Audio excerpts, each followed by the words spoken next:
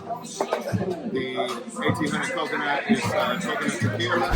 So we're gonna make some drinks here today.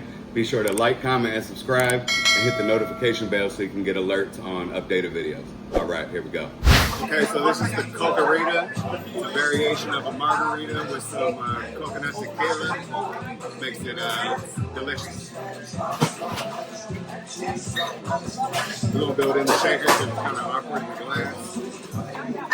So we're gonna do a little triple sec. 1, 2, 3. That's the orange liqueur. The 1800 coconut is Coconut Tequila Blanco. 1, 2, 3, 4, 5, 6. Thank you. Got your lime juice. You got your sour mix. You got a little pineapple. You got a little orange. We're gonna shake it real good. Rita. Get a little more ice on it. Yeah. Garnish with a lime.